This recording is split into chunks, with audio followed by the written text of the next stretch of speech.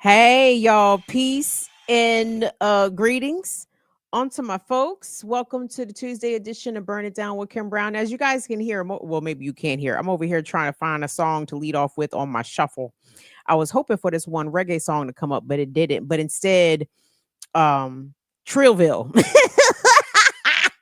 As Will would say, because I'm stuck in '08. And I need y'all to all mind your business, please, and thank you. Let me and my Trillville and my little John so I can scream at niggas that they can't get on my level.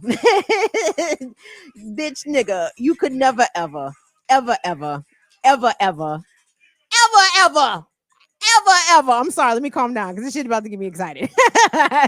Get on my level. About to come into the chat, start mushing. What's up, chat? Come on in here. For Wago, a familiar, shout out to Nobody's Home Friends for blessing us with the new international name, Steve's. Thank you all so much for joining me. Shout out, and I'm so sorry to the person that just became a new member because Will ear doctored your whole name. And so shout out to Calandre, uh Kali. How about that? Thank you so much for your membership support. We appreciate it. Bienvenidos a la Fuego Familia. Muchas gracias. So I want you guys to tap the buttons, push some subscriptions and the like, and we're going to get into some stories. I've got some good news for you guys too. A little BIDWKB merch offerings. Maybe it's cops ain't shit merch. I don't know. It's a rumor. I can't confirm nor deny. But if you go to the merch store, you might see some shit out there with your name on it, and it's emblazoned cops ain't shit. And I said, what can I get the Fire Fam for the holiday season? I said, let me get them some anthem merch because you know how we feel about the police around here, and it's not very high. So, speaking of y'all, I mean, I wanted to bring to the fore, and you've heard me talk about this several times here and there, but I can't underscore it enough. Okay, the time to be drawing lines between these federalized Gestapo, these deputized Proud Boys and Oath Keepers, and your regular PD, your regular local yokel police department, ain't no Robin Thicke, ain't no blurred lines. Okay, it is all ICE, is all cops, and all cops are ICE, and they all are Nazis, and they all are Gestapo, and as one deputized group of so-called federal agents commits actual felonies, denials of constitutional and civil rights to people who are very deserving of them, the so-called law enforcement, the regular ass cops, the PD, don't do a fucking thing. Okay. And I'm tired of seeing these Democratic politicians at the local level, at the mayoral and at the governor's level, tell these stories about how big city police are not participating in so-called immigration. Immigration. Am I saying immigration? I am twice. Let's try this again. Immigration enforcement. I'm trying. I'm sorry. Now I'm ear doctor. The immigration enforcement. You understand? So Metropolitan Police, DC Police have been hand in glove with the federal agents. And the reason why thousands of Washington residents have been picked up by Homeland Security, ICE, whoever the fuck, is because Metropolitan Police, DC Police, were literally taking them by the hand and bringing them into the neighborhoods and into the areas where they knew that there were high concentrations of folks who were undocumented or who were in migrant communities, right? So the police are absolutely your local tax funded police that you pay with your local state taxes, right? I know we all pay the Fed bill, right? And the Fed bill go to the Pentagon and DOD and all kinds of shit that we do not support. But at the local level, well, we don't support the overfunding of the police anyway. But damn sure not going to continue to fund and stand by or condone the actions of any law enforcement agency that is taking part in these Gestapo tactics. And make no mistake, I don't care what your favorite local black Democrat elected mayor got to say. Even the ones we like Mayor Brandon Johnson. Brandon Johnson don't have no fucking control over the Chicago police, and that's obvious. Same way that JB Pritzker has no control over the Illinois State Police, also obvious. And actually, I'm gonna get into this in just a couple of clicks here, but Illinois just passed a law compelling sensitive locations, sensitive venues like churches, like schools, like childcare centers to come up with ICE contingency plans. And I said, JB Pritzker, you're a real fucking pussy. Because now you're going to shift the burden of making sure that people don't get kidnapped to actual civilians and not the taxpayer law enforcement agency. We're going to get into that in just a moment. But I wanted to show y'all this video because I actually meant to pull more videos, but I smoke a lot of marijuana and I forget things. and it happens. Children of the corn, you might be able to understand what I'm saying now. Just actually, let me show y'all. I smoke too much marijuana. Let me prove it to y'all. Hold on.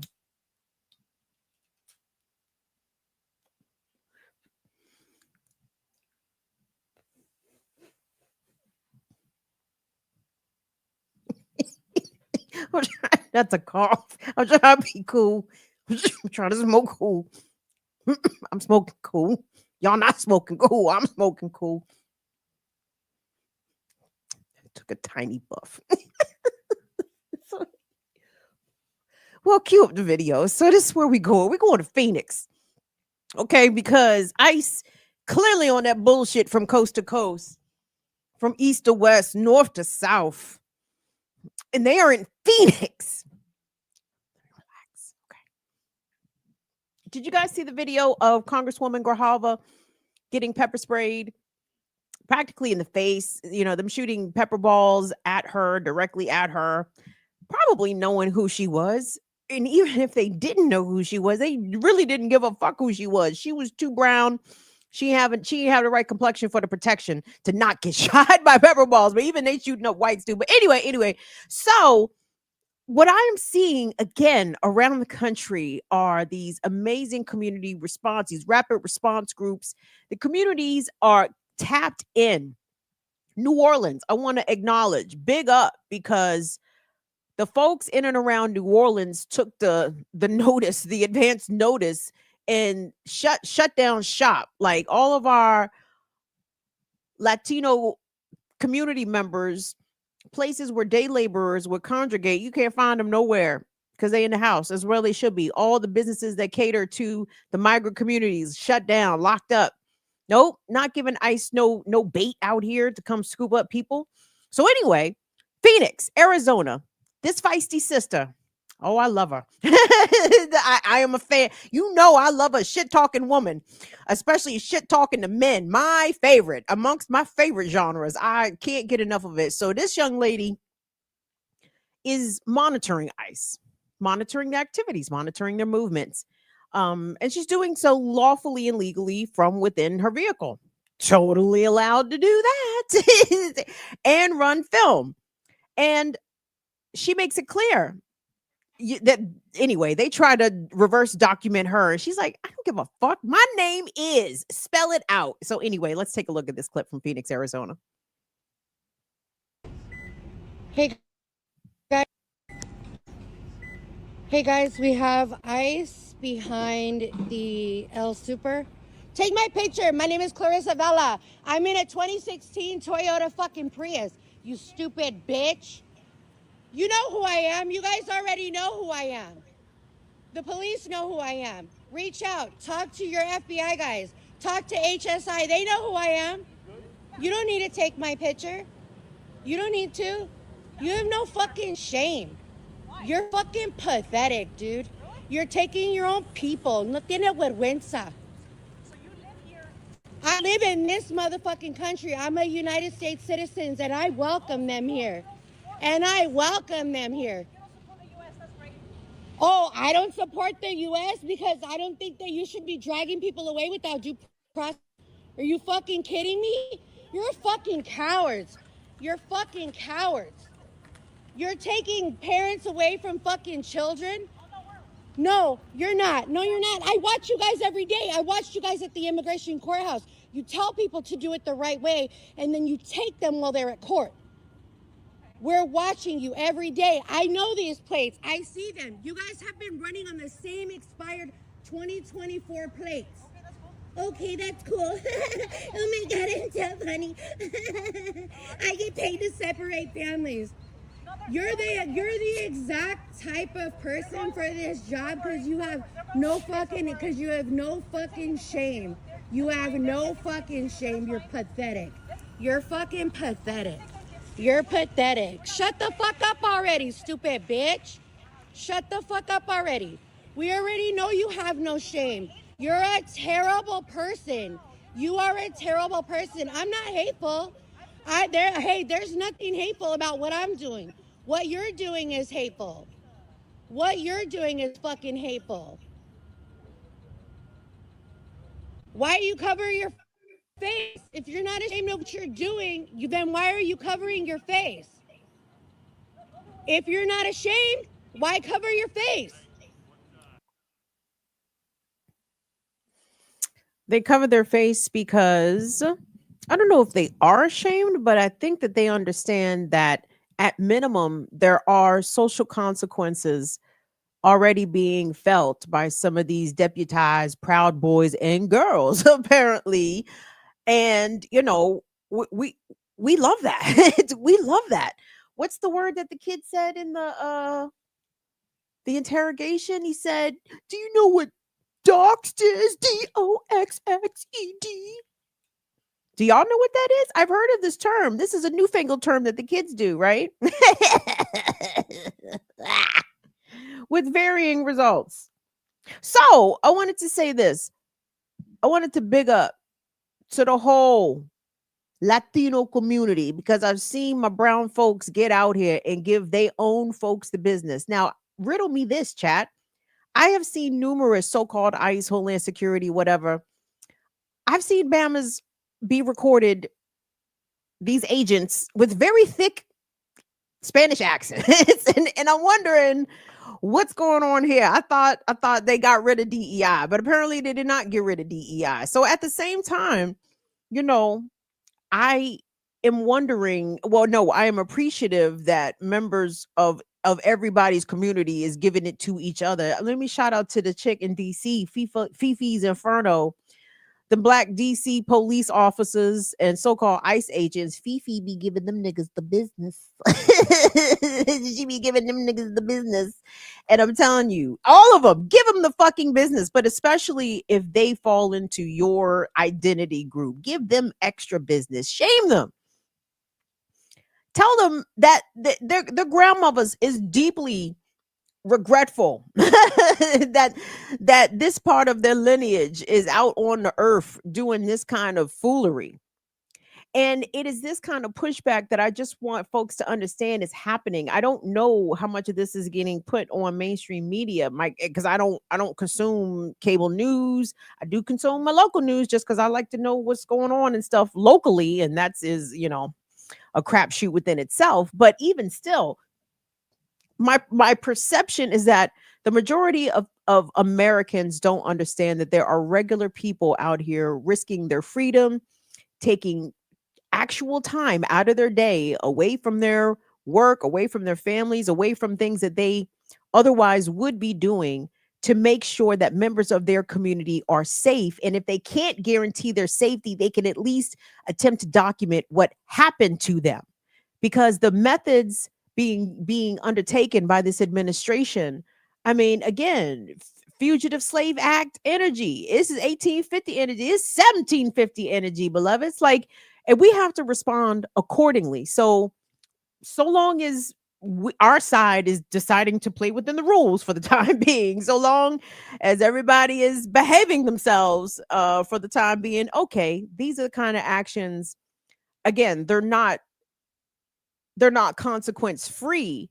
But I appreciate seeing people, especially with more privilege, go out there and do this work. So good on all the folks. I want us to skip to daddle to Minneapolis because the Twin Cities area obviously is seeing a big increase in ICE activity, and the same thing St. Paul police, Minneapolis police, working hand in glove with ICE and immigration enforcement, which is, I mean, the police are a betrayal to the public anyway, particularly Black and brown communities. They are not a public safety organization. They are an occupation organization. They are to keep y'all Black and brown asses in place, right? So I don't think highly of the police to begin with, but for anybody that ever held any admiration or had any faith in American law enforcement that they were somehow going to provide order, please let all these examples of state sanctioned kidnappings and felonious acts and assaults and God knows what else, please let the police, your local police department, be an observer to that. Let that tell you exactly what kind of time the cops is on out here. The cops don't give a single shit because they too are Nazis. They too are Gestapo.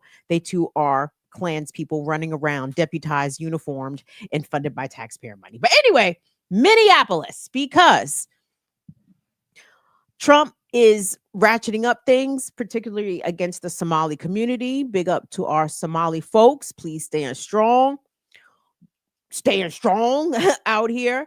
But some of the deportation flights are going through Minneapolis St. Paul International Airport, and there was a action held at the Signature Airline hangar, if I have that correct. This clip is from More Perfect Union. And what I liked about this clip, what jumped out to me is that, you guys, in all of these struggles, I mean, we have well ascertained that there are more of us than them, right?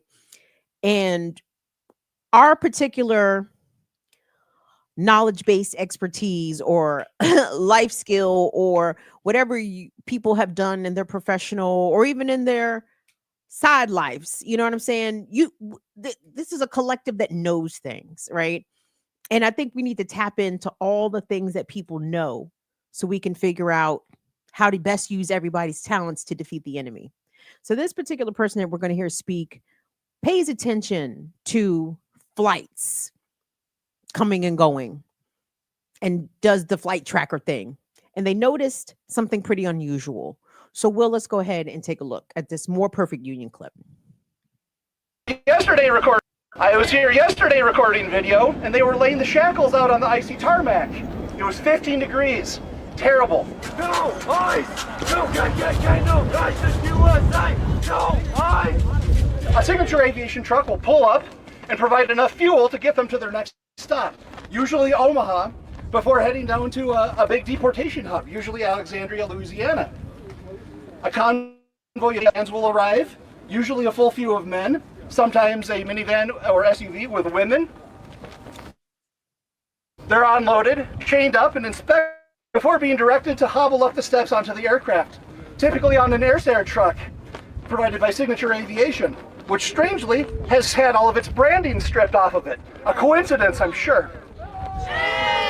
I'm Nick Benson. I work in commercial flight data analytics. I'm a very enthusiastic aviation geek. I love coming here to take pictures of airplanes, often with one or more of my kids at my side. This spring I noticed the regular Wednesday morning deportation flight wasn't showing up on the schedule. And since looking at flight schedules is my job, I started digging and I discovered two things.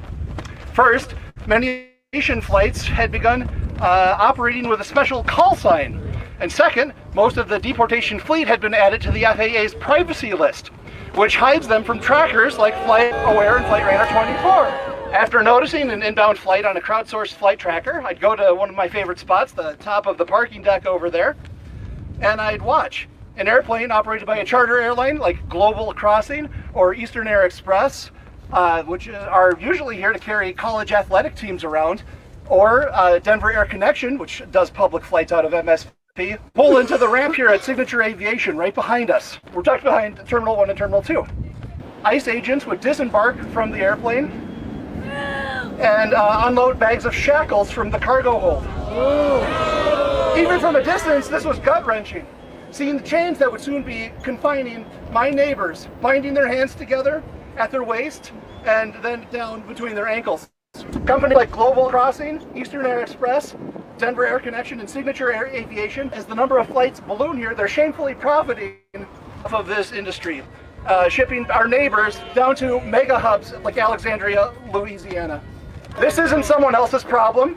This isn't happening somewhere else.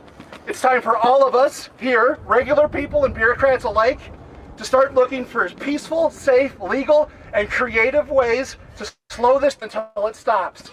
Thank you. Say it loud, say it clear.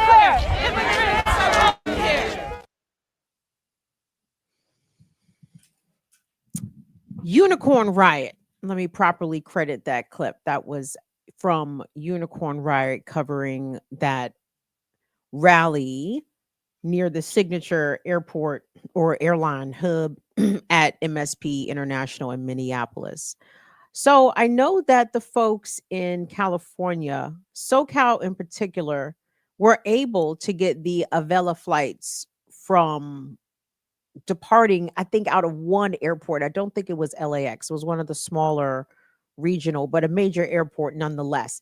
And I know similar organizing is going on out here in Maryland to try to put the press on Governor Cantaloupe Head to get him to cancel the Avella contract that flies deportees out of Baltimore, Washington, Thurgood Marshall Airport. So, but there's a couple things. So my point is, like, y'all, I don't know Nick. I'm glad Nick is watching the skies. I'm glad Nick is paying attention to the flight trackers, because again, we have to have eyes literally on all corners of not only this administration, but the system as a whole. But the thing is, I know we actually have the folks with the skill set that can do this, right? I'm thinking of an example, right? I know one of y'all's teenage geniuses. I know one of y'all kids know how to make some dark web laptop, goddamn it. How much they charge? So I'm just saying, like, there are a myriad of skills that we can apply. And I can hear the comrades. That's why you get an organization. Okay, well, yeah, go get an organization, goddamn it. Take your wonderful skills. Please join an organization and let us strategize the best way that the enemy can be defeated. Because, gang, look at the opposition. Cunty Gnome, are we serious? JD Vance, what? Are these your opponents? I'm sorry. I think any of us, and I'm talking about matching wits here, but you know, hands also, if it were to come to that. I'm sorry. Gentlemen, which of you think y'all could not take JD Vance? Don't say nothing incriminating in the chat. I'm just putting out a hypothetical. I'm just throwing out a hypothetical here. You know what I'm saying? Cunty Gnome. I mean, I know she told the steel. Well, guess what? guess what? Calm down. They knocking on niggas' doors. I'm trying to watch what I say, but at the same time, it doesn't matter if they come knock on my door, because I get what I tell you. I will leave the feds on red on the fucking porch. You got a warrant? Negatory, you just want to come threaten. I don't want to hear that shit. Plus, I don't give a fuck about Trump anyway. You better go check on your local white boy with an absent father trying to compensate for his absenteeism. He done got little Colt a fucking AR-15 for his 17th birthday. That's them the niggas you need to be knocking on the doors. Don't be knocking on people's doors, especially black women's doors, for God's sakes. We are the least of the terrorists. Speaking of terrorists, let's talk about your local friendly elected Democrat. As I mentioned earlier, Illinois Governor J.B. Pritzker really almost broke his arm trying to pat himself on the back for this piece of legislation that recently got signed into Illinois state law. And it's in response to the Trump administration's federal surge into the Chicagoland area with Operation Midway Blitz, in which literally thousands of Chicagoans were stolen off the streets, held in ICE detention, primarily at Broadview, where they were caged like animals in inhumane, reprehensible conditions, many of them not granted due process, time with a lawyer, or even more importantly, access to clean food and water and the ability to bathe and or wash their hands. They were denied all these things. So J.B. Pritzker, in response, says, you know what? We are not going to allow people to be taken off the streets of Chicago. In fact, we're going to designate a number of areas that ICE cannot even be on the property, can't even be on site. And those include Illinois courthouses, those include schools, those include child care centers and hospitals. But I want you guys to pay attention in this package that we're about to listen to. Who is omitted out of this grand plan that the Pritzker administration and the Illinois legislature have come up with to try to address the issue of ICE being a scourge and terrorizing members of the Chicago community? But just notice who is not included in the plan. Well, let's take a look. Violent incidents at courthouses, hospitals, and daycare centers, Governor Pritzker signed into law a sweeping bill that protects immigrants from what the governor calls unjust ICE enforcement. Illinois courthouses are off limits to ICE agents hoping to make an immigration arrest. Today, Governor J.B. Pritzker signed into law a bill that bars immigration enforcement inside or within 1,000 feet of a courthouse building. The idea that the Trump administration wants to prevent people from attending court, doing their civic duty, and protecting public safety just boggles the mind. Since Operation Midway Blitz began in September, Governor Pritzker says only 2.6% of the people arrested by ICE in the Chicago area were considered high public safety risk by the federal government. Agents have been showing up at places of employment, including a daycare center. Churches, schools, college campuses, and hospitals have been targets as well. Before the bill was signed into law, ICE would just tell a hospital, you don't have the authority to tell us anything. Now you do. Illinois' new law requires hospitals, public universities, and community colleges and daycare facilities to develop plans and procedures in case federal immigration agents show up at their establishments. With daycare centers, it's part of the licensing process. With the hospitals, it's also part of the licensing process. The Illinois Coalition for Immigrant and Refugee Rights and other groups worked with Democratic state leaders to write the legislation. The bill also allows people subject to civil arrest the ability to sue law enforcement officers who violate the Constitution. No one, and I mean no one, is above the law. But Republicans in the Trump administration argue Governor Pritzker is acting above the law. In a statement, Department of Homeland Security Assistant Secretary Tricia McLaughlin writes in part, quote, "He must be unfamiliar with the U.S. Constitution. By signing this law, Pritzker violated the Supremacy Clause." The governor says he's not worried if his bill is bleached. No doubt they have the ability to go to court about it, but I believe this is not just a good law, but a great law. The courthouse element of the bill goes into effect today. Entities like daycare centers and hospitals have been given various deadlines between January and March to submit their ICE organizational plans.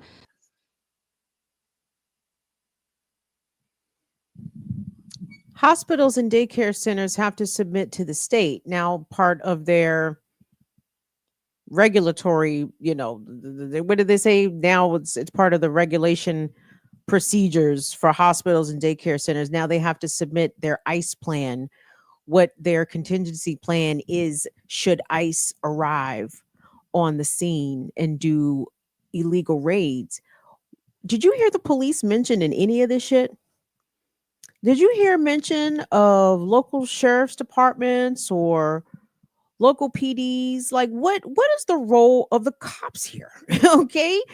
If the governor and all the elected officials are admitting that residents of the state are being subjected to illegal actions by the federal government, and the response by this elected Democrat and all these elected Democrats is to now make new regulations for the civilians, for the hospital, for the daycare provider. Now you have to come up with a plan, right?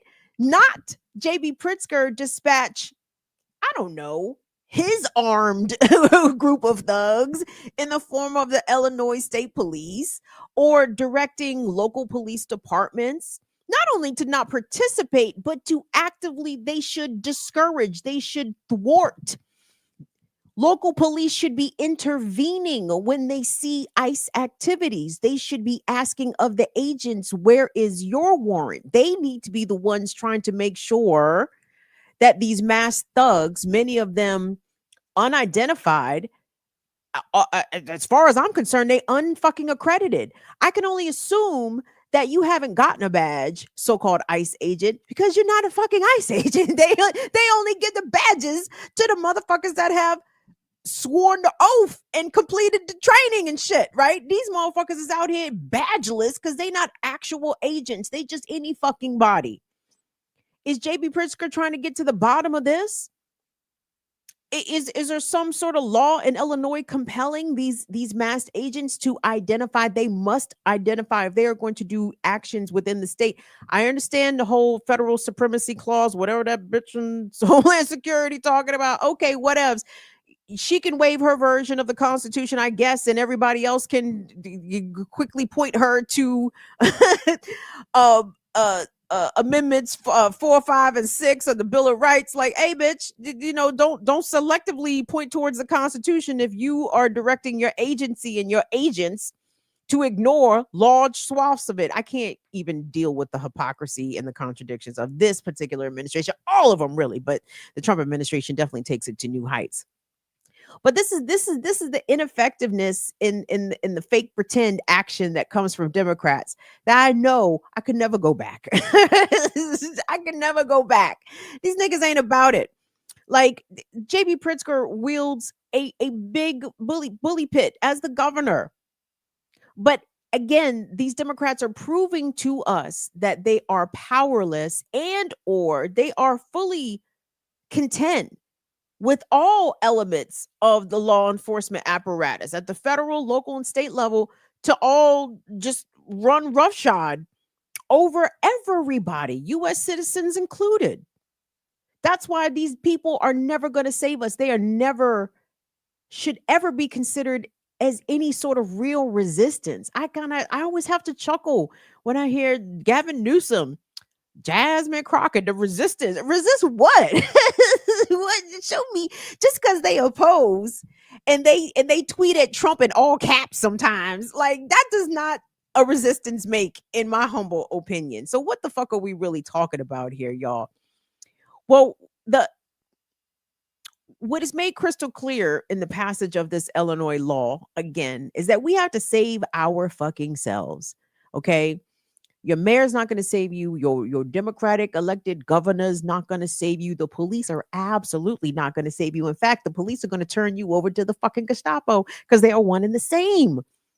So everything that communities are doing right now to organize, to rally, to create mutual aid, to escort, to document and track, to take photos and do facial recognitions of the enemies. Like, all of these are such valuable tools and valuable things that help to keep people safe in the immediacy. And in my opinion, all of this documentation, it will eventually prove valuable, but it's not going to come in the form of prosecutions. Like, it's so cute when I see people on social media and they're like, and you guys wait until all these fuckers go to jail and you guys are going to be prosecuted. I mean, it'd be cool. I'm sorry. I lived through Iraq, Afghanistan. I saw Dick Cheney live to be an old fucker. Okay. George W. Bush walking around this bitch free as a fucking kite. Okay. I know that there is not any real accountability coming for these war criminals, right? In these human rights violators within the Trump administration, in addition. So if we're going to keep ourselves safe, we have to do it in the ways that people are doing it. And we're going to have to even get more creative. And we're going to have to pull people's skill sets kind of out of the closet a little bit. You understand? And we're going to have to take the advice from the elders to make sure that there is above ground work and underground work. And if you got underground work skills, maybe you don't have social media. Maybe or you be Clark Kent on social media, but with your underground skills, you be, for real Superman. But you understand what I'm saying? Like, my fire fam, a lot of us are a little older. We skew a little older.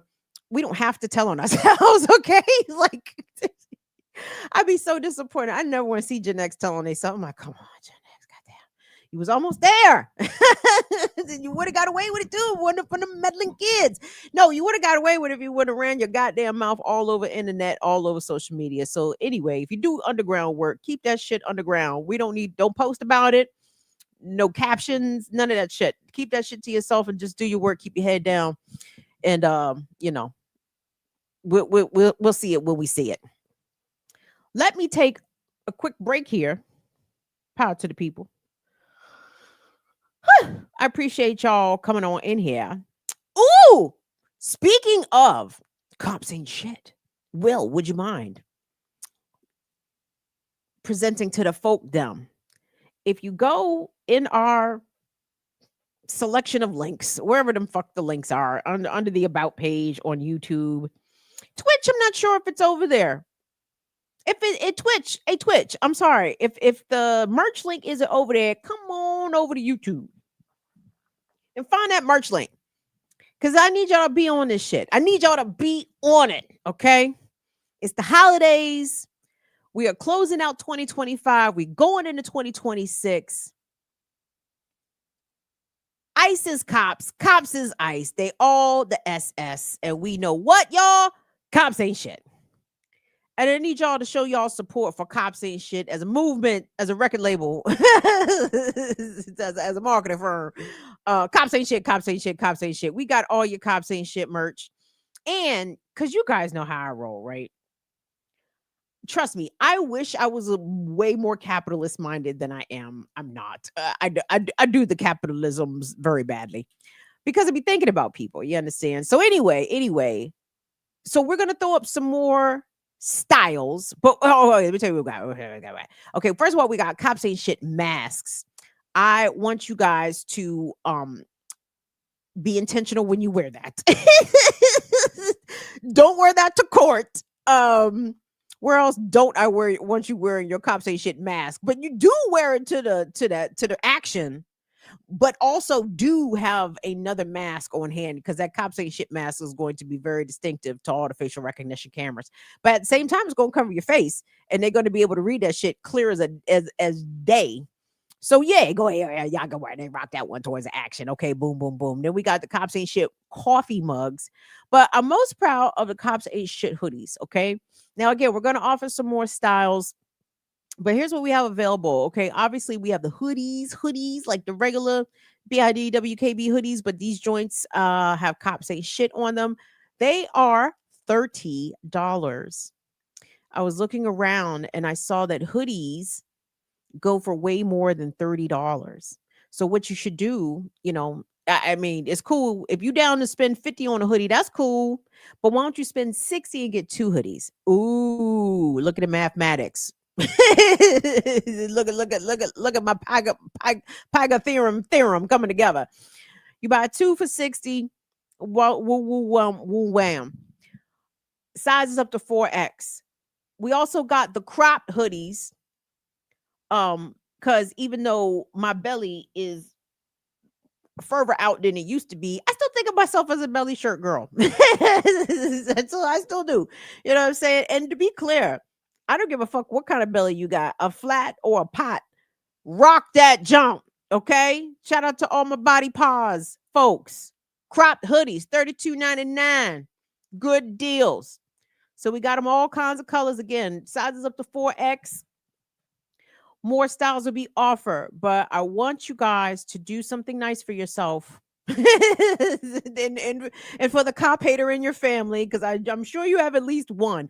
Or if your family is full of cop lovers, of course, that means you have to get this shit and rock it at the holidays.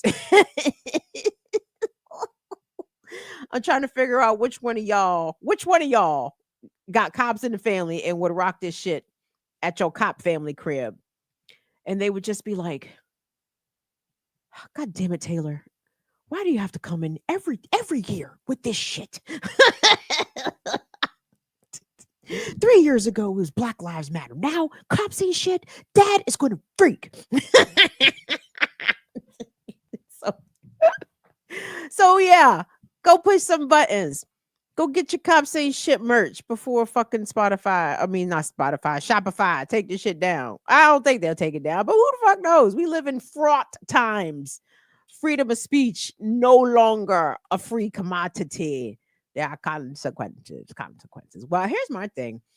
You know, as a semi-wise man once said, you know, I want to be on the right side of the barricades, and I think an item such as this perhaps lets all know what side of the barricades you find yourself upon. Because cops ain't shit, ICE ain't shit, feds ain't shit, your local PD ain't shit. All these niggas ain't shit. Anyway, I want to move it along. Thank you, Will. Our next story is kind of a cops ain't shit story. This is more like a everybody ain't shit, and by everybody I mean your local elected officials, I mean corporate America, and I mean the cops. So there is this video. Now this video is from More Perfect Union. Shout out to all the independent media outlets out there who do tremendous work and disseminate stories that legacy outlets definitely would not. But this story comes to us from Port Washington, Wisconsin. And we're going to pick up at a hearing pertaining to the construction of data centers in this part of the state. And regardless of where you are, chances are the data center debate is coming to a community near you. This rush to pour billions of dollars into AI infrastructure in the form of these gargantuan data centers that not only use obscene amounts of electricity and water, but are already being felt in the pockets of everyday consumers. Yours fucking truly. I'm so mad. I'm still upset that Pepco playing games out here. Jeff Bezos building the data centers in Northern Virginia. And everybody that's on the grid in this region is paying for the fucking data centers. I said, bitch, why? Have y'all seen Bezos's yacht? Why is my bill going up? Right? So me, along with millions of you, are feeling the anguish about these data centers because it seems as though local municipalities are just really falling over themselves to sign over huge tracts of land with tremendous burden upon the local resources, literally drinking water. It's just fucking crazy. And a lot of this shit is being done in dark, is being done in secret. So anyway, at this community meeting, this elected meeting, this lady's name is Caroline Jeune. French. I don't know if she's French, but Jeune Fille. She had some questions for her local elected body. She's like, the fuck? Catherine. I think her name's Catherine. Did I say Caroline? I meant to say Catherine. Catherine's like, what the fuck? What's going on? And they put the police on this lady. Okay.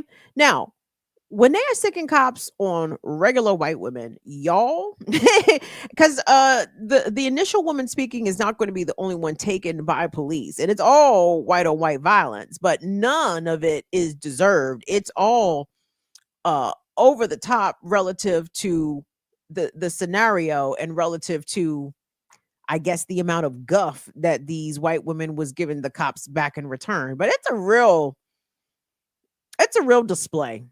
Well, let's go ahead and take a look at that. Most leaders would have tabled the issue after receiving public input and providing sufficient notice. But you did nothing, and you laughed about it. Shame! No. Stop it! Don't touch me! Leave her alone! Don't touch me! Don't touch her! Don't touch me! Why are you approaching me? Back up!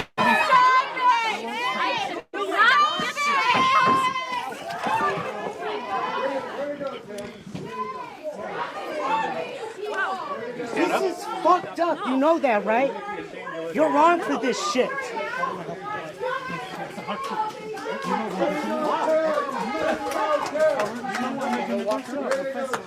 Please. No! No! Stop. This is fucking... Get off of me! Not like that. We got you. We got you. Stop! Everybody's gonna see You guys are fucking insane! What are you doing? Leave her alone! Leave her alone! You guys are a joke! Under what cause? Under what cause are you doing this to her? Right. What is this for? What is her charge? You guys Disorderly escalating. conduct. No. You're the escalator, officer. You escalated. No, we're not. I asked her to stop. Actually, I wanted to ask her to stop. What are you? What did you do? Oh my God, what did she do? Tell me what she did wrong. Under arrest. Why? She's under arrest. Why? For what? No. Yeah, for what? What is she Why? under arrest for? What It drama? is. What's her name? What crime? Name and badge number. Name and badge number. I do not consent Oh, what are they for you taking? touching me. I do not consent. Stop you touching us. Yes. I do not A lot consent. of people have been watching this.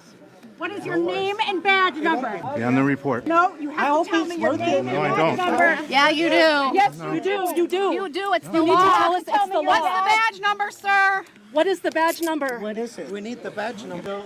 Nazis. Saying silent. Fuck. I really wonder what happened. Oh, why are you taking her? That's not how. Okay, you want to hold this hand? Who needs to give us your name and badge? Who's the supervisor? We're the supervisors. Oh, that's right. Why are you touching her so rough like that?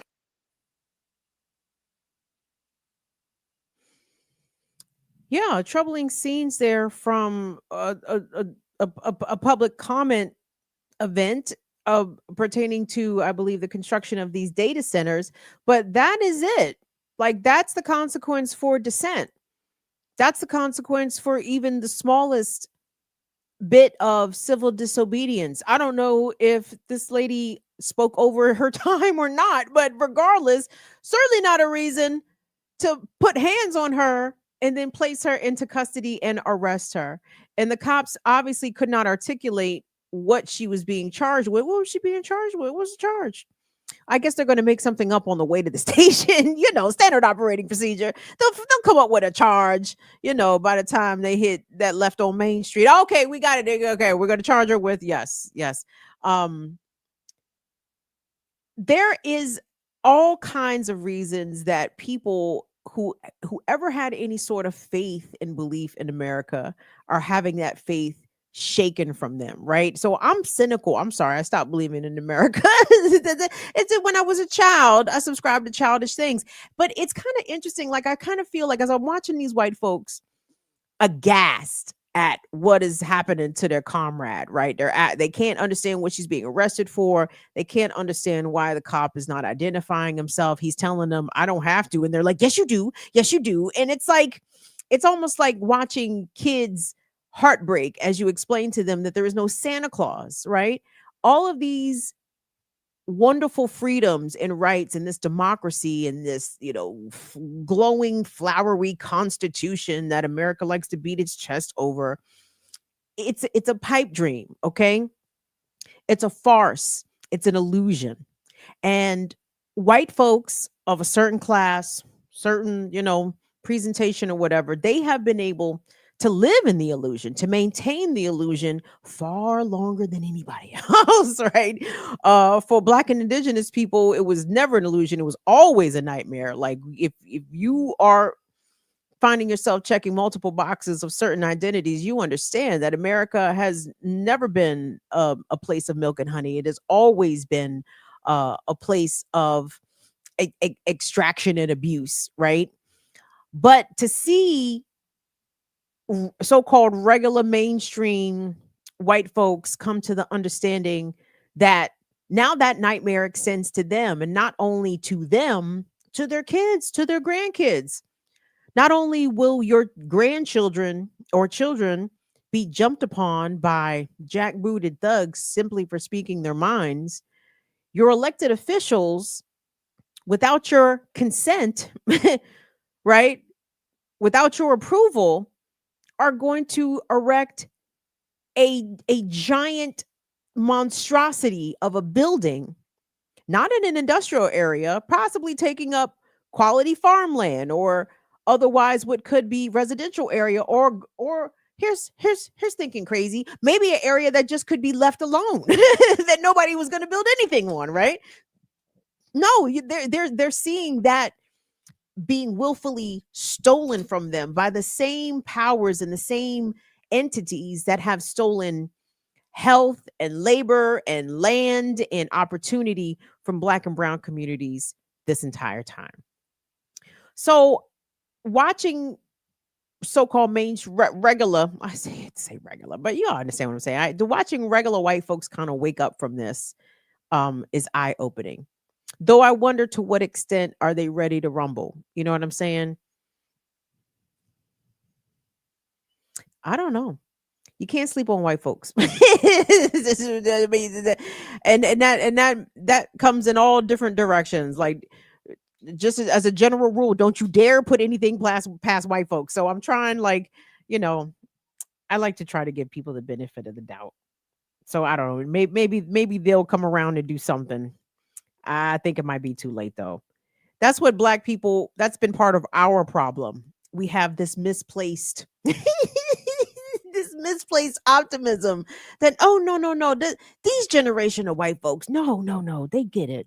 No, they understand. They've seen, they've sat next to, they've experienced, no, these ones get it. That's what Black people been trying to tell ourselves for generation after generation. I don't know. Is it a folly? Don't know. Where do I want to go here next? Oh, so data centers. So because I'm all freaked out, and again, shout out to Black Alliance for Peace.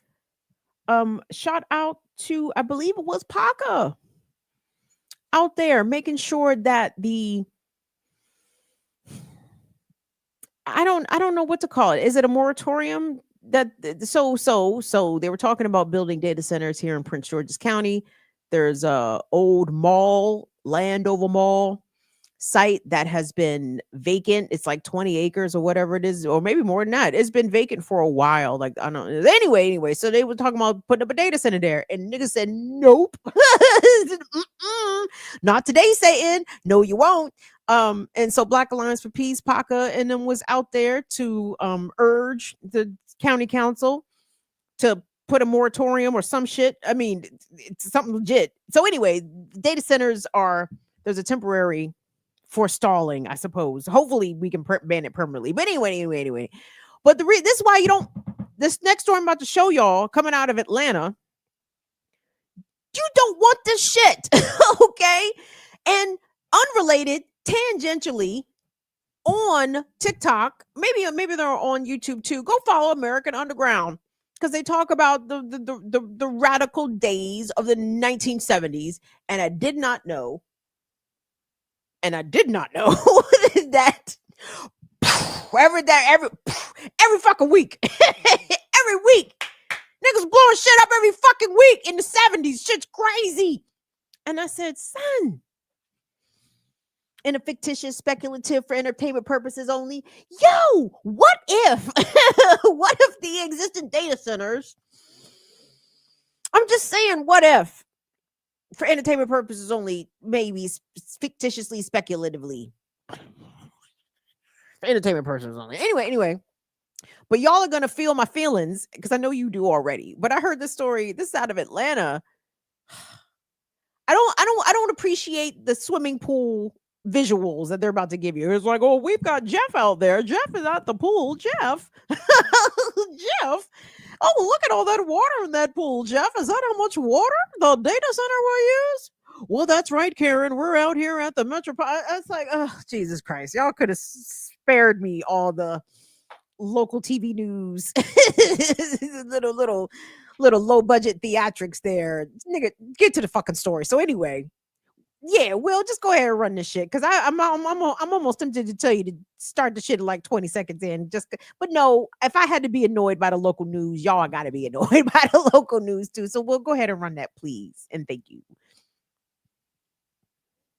At 5, massive new data centers proposed for Metro Atlanta expect to use millions of gallons of water per day. In fact, some of those data centers that power the internet and now AI are planning to use more water than entire Georgia towns. Channel 2 consumer investigator Justin Gray live now at Piedmont Park. And Justin, you've been looking into what that means for the communities around these data centers.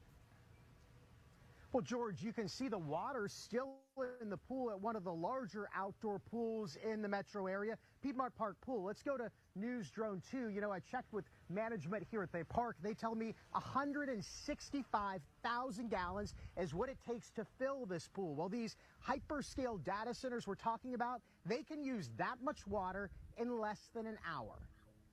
If you look up the hill to the left. Neighbors tried to show me on the ground, but you can see it better from News Chopper 2. The proposed Project Sale data center in Coweta County would be bigger than all the terminals at Hartsfield-Jackson combined. It's going to put pressure on the county water supply. There's no doubt about it. Water might not be the first thing you think of when you look at big, hyperscale data centers like this Google facility in Douglas County. But most data centers rely on lots of water to cool the systems. Nothing uses water or energy the way the data centers do. Chris Manganello from the Chattahoochee Riverkeeper has been trying to get hard numbers to answer a pretty basic question. How will the operations of data centers, affect a community's water supply? Take that Douglas County Google site. We filed open records requests for the agreement between Google and the county. All references to water use specifics, to water requirements throughout the document are blacked out, redacted, secret. Same for a Microsoft data center. The numbers for water use, hidden. Our open records request even turned up an NDA, non-disclosure agreement with Microsoft, and this agreement even has a company name redacted. In an absence of information, we're left with more questions than answers. What we do have in Georgia that most states don't are proposed water usage numbers provided as part of development plans. And the largest data centers are proposing using 1 million, 2 million, 5 million, even 6 million gallons of water a day. This water tower in Noonan holds about 1 million gallons of water. Project Sale estimates it will use 6 of these, 6 million gallons every single day. So you look at the Hyundai plant down near Savannah, they use about 2 million gallons of water a day. Dan DiOrio is with the industry group that represents data centers. They are responsible and efficient water users. He says those proposed water numbers don't tell the full story, that much of the water brought in each day is returned to the water system. Let's go back again to that Douglas County Center. Google says it built special systems to be able to use 100% recycled water there. The average data center is going to use less water than the average golf course. But massive projects like Project Sale aren't the data center, and Metro Atlanta's water is relying on a Chattahoochee River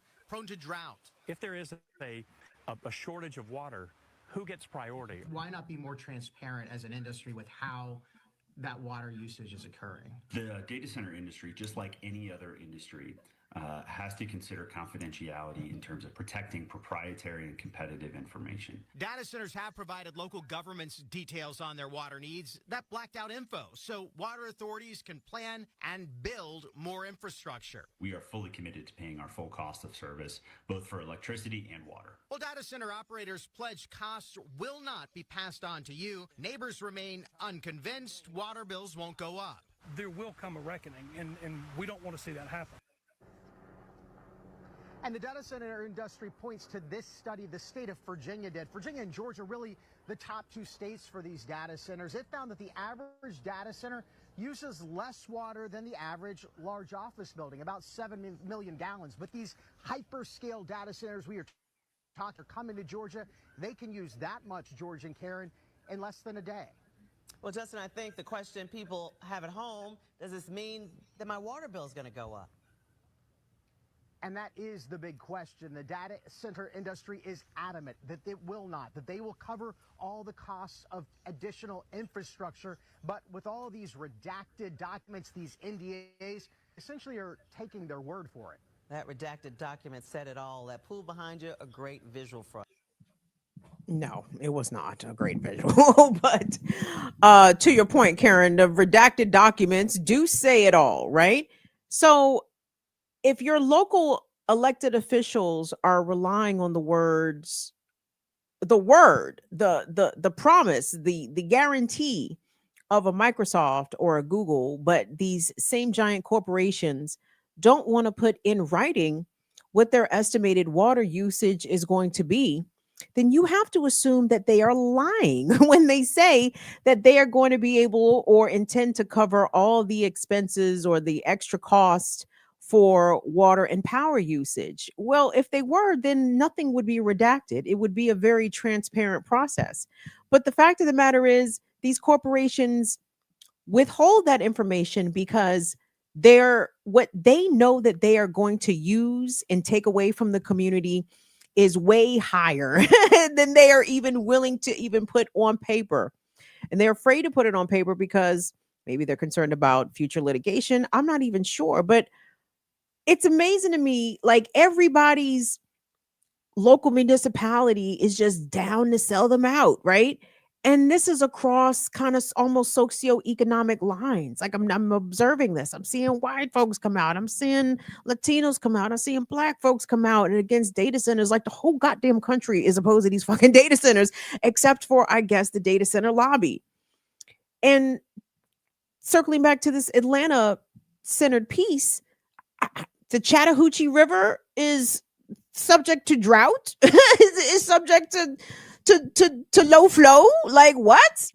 And this and the conversations continue. Like that's the shit that really boggles my mind. Like to makes me confirm the fact that we are living in the worst simulation, like the level 7 of dystopia. Like if the data centers are relying on the Chattahoochee for their water needs, and the Chattahoochee is subject to drought.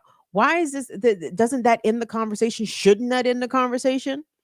Oh, well, the Chattahoochee is not going to be able to sustain the millions of people that rely on it for its drinking water and these data centers. So Google and Microsoft, Amazon, y'all gonna have to pivot and do something the fuck else.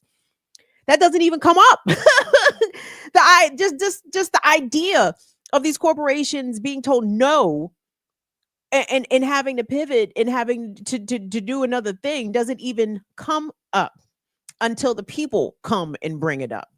And we've seen different places across the country where communities have come together and stopped, for the short term at least, the immediate construction of some data centers. But we see the push is onward.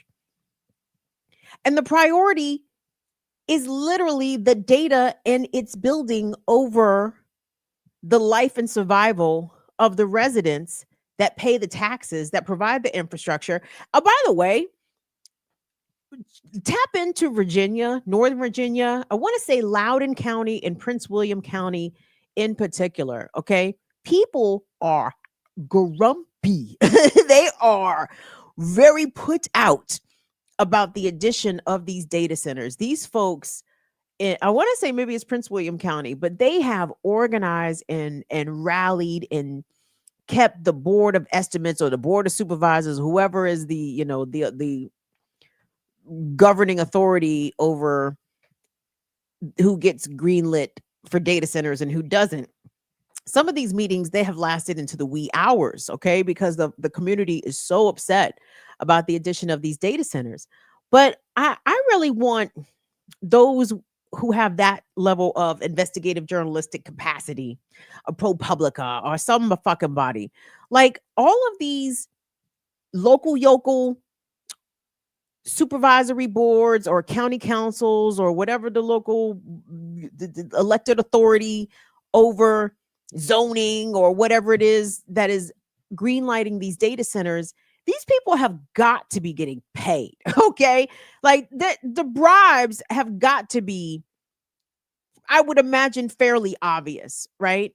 Because which of your elected officials is signing a non-disclosure agreement with, let's say, Google, to not tell the public, to not tell their constituents the details of a proposed data center that is absolutely going to impact people's ability to receive and consume drinking water and affordable power? Like there's somebody whose name was on a ballot that is authorizing all of this, right? And if an ambitious person, someone with more ambition than myself, I got the ideas. I'm the idea lady, okay? The action, I dispatch my action niggas. I'm the fucking vision. You know what I'm saying? I've seen it like 27 years later. But anyway, there's bribery involved. There's fuckery afoot. There's money changing hands. Oh, Who did Elon Musk, whose children's private school education did Elon Musk have to pay for to get that fucking Colossus Gronk monstrosity built in Memphis? And he's building a second one. Like, this shit ain't gonna be hard to find. These people are corrupt, they're on the dole, and that's not anything new. But I think here, where we are in social media in the 21st century, I think we have the advantage of exposure far and wide, social humiliation. Okay, find out what these people's price was. Find out who sold out your community, who sold out generations of your clean, well, I won't say clean nor safe, but cleaner and safer drinking water than it was before the fucking data center got to town. Who sold that out? Tell everybody their name. Tell them what they took. Tell them what kind of car. I know. Here's the easy way. Check their driveways around the holidays. Spouses are going to get new cars off of this shit. Sorry, my bra was itchy. Anyway, hold on. Let me move along. I'm almost about to put y'all out of here. I'm about to let y'all turn y'all loose. Thank you guys so much for being here. Like the video, subscribe to the channel. Can we shout out real quick? Noli D. She says she loved it.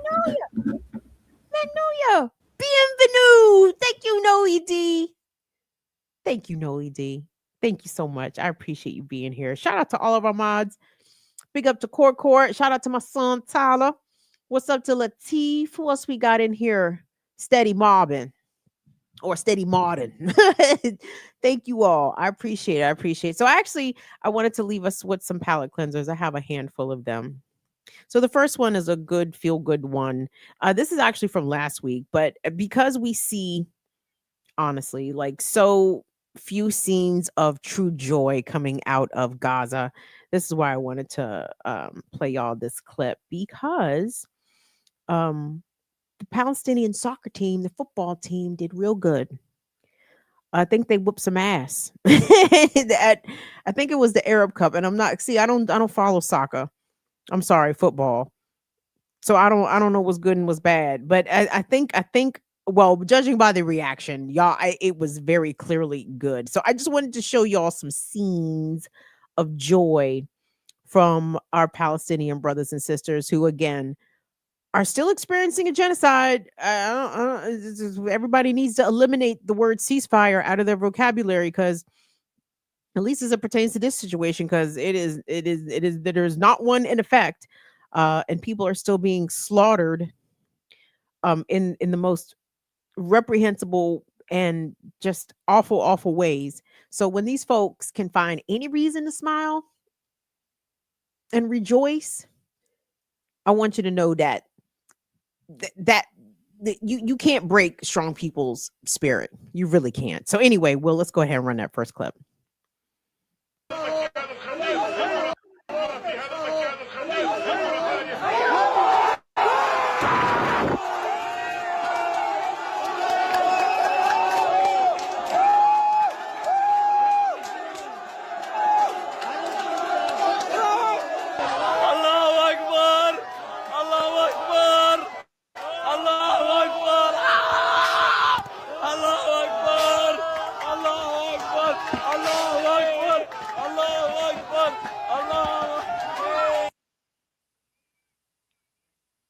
Oh, Commanders fans, you're never going to get a chance to do that. I'm just kidding. I'm sorry. Oh, but no, wasn't that a good scene? I know, very brief, very short, but shout out to the Palestinian Football Club, beating their feet, as it were, out here on the pitch, on the soccer pitch. Open Google Docs. So my other palate cleanser has to do with a conversation that has been percolating around TikTok ever since a battle. I won't say a battle, but long story short, because it's not really my business.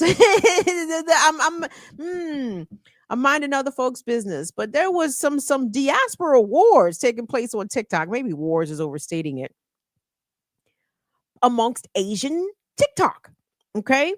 So the long and the short of it is there was a half Asian, half white girl named Wasian. That's not her name, but I didn't even know that. I'd heard of Blasian. I was familiar with Blasian. I never even, the concept of Wasian as a word never even entered my vocabulary. Wasian. Well, okay, well, it makes sense. White and Asian, Wasian, not my word. Okay, that's the people's word, the people them word. So okay, so the Wasian chick is in H Mart, and I think she made a post about side eyeing white folks when they come into H Mart. For y'all that don't know H Mart is an Asian food store. I actually looked up where some H Marts were around here. There's a handful around here, one on Georgia Avenue and a couple in Northern Virginia. But apparently, the international food and the Asian food stores is where it's at. It's where all the cool kids go. So there were some conversations amongst the Asian diaspora, kind of breaking down and illuminating some corners of, I don't know, Asian people business. How, the Japanese, everybody side eyes the Japanese because they were the big imperial colonizers. But I guess China think it shit don't stink, and Korea's like, look at our skin, son. What, you can't fuck with us? So I don't know. Like, I won't even delve into the specifics of the Asian diaspora, but this one gentleman posted a video that caught my attention. Because remember, some weeks ago, I had asked you guys, I said, y'all, for non-blacks, right? What do y'all call y'all sellouts, right? I'm like, it can't just be coconut. It can't just be banana. Like, that's too nice. Y'all got to have a better name. Here come the Asian bro with the name. Have y'all heard of the term Uncle Tam? I said, yes. I said, yes. This is the peak. Okay. This is the peak into the corners that I wanted to hear. This is the carrying on I'm here for. Oh, yes, black folks, we will call these sellout ass motherfuckers coons and Uncle Toms.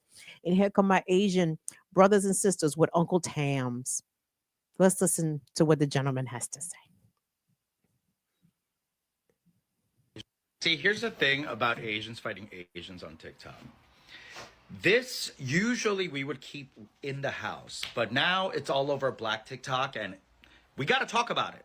Now, because of Black TikTok, you guys are all realizing that we are all not the same. There are Asians that grew up with other Asians that grew up with other minorities, / Asians, browns, black, etc. And there are Asians who grew up around majority whites where they were the only ones. Sneak and sublimate in order to survive. These are the Asians that you're seeing coming after this Asian H Mart TikToker. They're going, hey, stop. Make sure they feel comfortable. We call that the Uncle Tams of our society. Okay? Each society has one, each race has one, each ethnicity has one. They're the village idiot. Ding, ding, ding, ding, ding, ding, ding, ding. Watch out for your own. Yes. Call it out. So this is, that is one aspect of the conversation. And then I've seen it sort of branch off into more specifically confronting anti-blackness within non-black and non-white communities, right? And for those that he was referring to, the Uncle Tams, those that center white folks, center whiteness, center white culture, do what they can to be closer and proximate to whites, center white comfort, oh, we got to do what we can to make sure that white people, oh, do you feel comfortable? You want to come to the cookout? But because other cultures, I'd say specifically Asian and Latino cultures, are not as well known across the board, meaning the sort of intricacies, because I feel like black folks our sort of intracultural things, like they've kind of been out there a lot longer, right? Like black people have been calling sellout niggas coons 100 years. I don't know, a very, very long time, right? So these intra-racial conflicts, which usually break down along class, right? But we've seen these disagreements play out very publicly in the black community for several generations, right? I mean, Malcolm X and Martin Luther King were not welcomed, celebrated, revered upon their deaths by the black community, right? So just to be clear on that. So I'm glad that these conversations that are happening on TikTok amongst Asians is sort of allowing the rest of us to sort of not, and it's not even to be messy or get into their business. It's just that, many times we have been outsiders observing other folks' cultures, other folks, the way they move, but not really having a whole lot of context or understanding as to why that is or what any of that is about. But I'm here for people of color pushing the conversation in terms of confronting anti-blackness in their spaces. Now that clip wasn't necessarily that, but I'm telling you, it's happening. So that's good. Thank you guys. I'm glad everybody's doing that. Everybody realizes that, oh, anybody can get the nigga treatment out here at any point in time. So no, nobody's special. Nobody's a model anything. We are all variations of niggas to white folks. Okay, the sand niggas, there is rice niggas, there's regular niggas. Like, I mean, we're all just very different variations of niggas to white folks. So everybody, nobody's more special. But actually, somebody keeps getting bit off of. So maybe somebody is more special. Maybe somebody is more special, but we can hash that out at another time. Another way that I'm seeing anti-blackness be confronted in these social media streets is having to do with the education of Latinos about the role that the transatlantic slave trade absolutely played in Latin America and beyond Brazil, right? Mexico. My sister's about to call it Nueva España. Nueva España. What held slaves? There was slaves. Enslaved people were transported by the Spanish to the New World, now known as Mexico.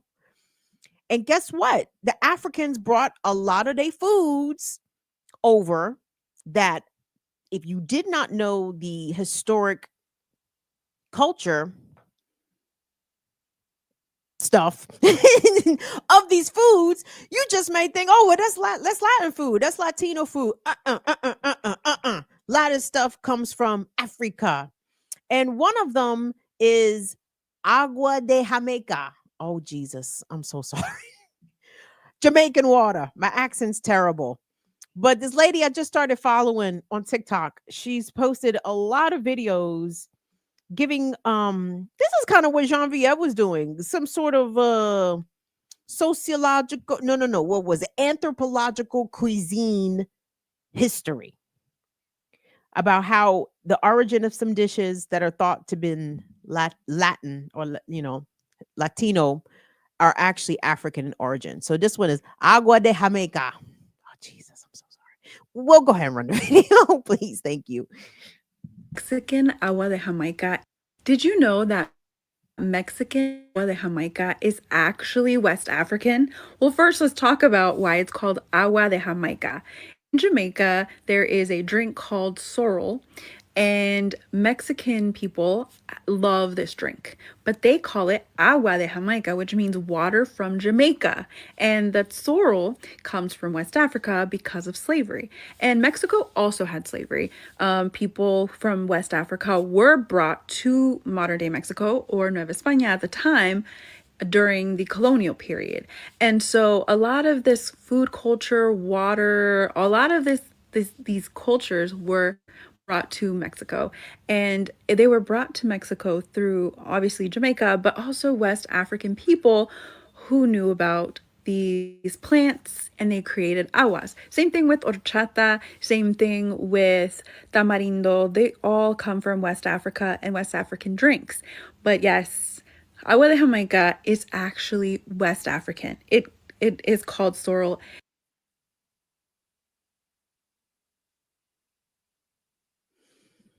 So a couple years ago, when I was in Chicago for my birthday, went to a Mexican heritage festival called Fiesta del Sol, and I was drinking horchata. And even locally around here, there's a lot of mi gente in my community, so they sell tamarindo, and I drink tamarindo. But after I had attended the Fiesta del Sol, I had enjoyed I had enjoyed my time with my Mexican homies so much. I started to wonder, am I Mexican? Like I might be Mexican because I could not get enough of the Chicago Mexican food. Again, emphasis on Chicago. Again, I don't know what's going on with my gente from around here. They come from the sad pueblos, but from Chicago, I don't know what part of Mexico they come from, but they shit is slapping. That's like the best fucking Mexican food. Anyway, but I'm like enjoying all of this so much, and I'm wondering openly, I'm like, am I Mexican? But now I'm realizing, no, I'm not Mexican. Mexicans are African. There we go. This is why I'm like, I'm feeling some overlap here. Like I'm digging a lot of this, a lot of la comida, and I'm horchata. Woo! Yes, sir. I'm loving so much of the Mexican food. I'm wondering, am I Mexican? But no, it all makes sense. Mexicans are African. The more you know. All right, gang. hope you learned something on tonight. Do me a favor. You want to run a support, you can do that. The cash platforms are BIDWKB. That's us on Cash App, Venmo, PayPal, Patreon. But Will, if you could please let the people know, remind the people them. Okay. This is our, see, I don't want to say statement here because again, I'm not a capitalist. I'm not great at this. I'm not great at this. But I feel as though cops ain't shit. I feel like it touches a lot of y'all on the inside. You know what I'm saying? I feel like when you hear the phrase, you feel that arrhythmia in your heartbeat, and you start to feel your adrenaline start to pump, and you'd say, these cops ain't fucking shit. You see the cops fucking with the homies on the block. You say these cops ain't shit. You getting pulled over. You say these cops ain't shit. You see a video on social media of the harassment, of the brutality. These cops ain't shit. Okay. Well, take that and apply it to the link in the merch. I got everything priced reasonable. I do not listen, y'all, on the Shopify, on the Printify shit on the back end. They're trying to tell you how to make money, obviously, but they're like, yeah, you should do like a 40% markup, or 40% markup. The 40% markup on my hoodie, how much would the 40% markup would have been? Like 40 some dollars? It would have been, let me put it to you this way. I don't price shit at a price I wouldn't buy it at. Okay. Like I have been like $45. And this is going to show you this how I know I'm hitting all my middle-aged auntie metrics. I'm bucking at 45 to $45. So yeah. So I got the shit price right, kids. I know that 15th check is creeping on up. Just drop it in the cart. Come back to it. Matter of fact, get two. I'm sorry, my Baltimore came out a little bit. Get dos. Buy los dos. You know what I mean? So anyway, cops ain't shit on your mugs, on your face mask, on your hoodies, on your crop sweatshirts. We got it all for you. I want to see bellies out. Cops ain't shit. I love the belly. I tell y'all this real quick. I'm gonna turn y'all loose. I years ago was at a live broadcast, one of the terrible radio stations I worked at. And it was, for a health walk, the AIDS walk, cancer walk. I don't fucking know. Niggas was walking. I don't know what they was doing. So I'm out there doing the live broadcast. And this lady comes up to me, and it's like her and a couple other women. I'm young. I'm a young 22, probably young kid. So this lady comes up, oh, hey, Kim, hey. And then I said, oh my God, are you pregnant? And I touch her belly. This lady was not pregnant. Well, you can take it down. This lady was not pregnant. Okay. That was an early adulthood life lesson learned. Do not assume Every round belly bears a baby. And stop touching people without the fucking permission. I appreciate that the woman was extremely good natured. She was like, no, girl, I'm not pregnant. And I was so embarrassed. But that was an early life lesson. Don't be touching people. Leave pregnant people or suspected pregnant people the fuck alone. Don't leave people alone. Stop fucking. Don't touch me. Don't keep your hand to yourself. God damn it. Kim Brown is a lesson I learned. So anyway, I just had to share that with y'all. I will holler back at y'all Friday. Please tune in. Remix Morning Show, Black Liberation Media, tomorrow morning, 8 a.m. Eastern Time. And I'll see you back on the remix on Thursday morning, 8 a.m. Eastern Time, Black Liberation Media. Love you guys. Thank you so much to Will and Molly. Thank you so much to our fantastic mods. And I will holler back at y'all for Friday. Deuces. See y'all. Cops ain't shit. Go get it.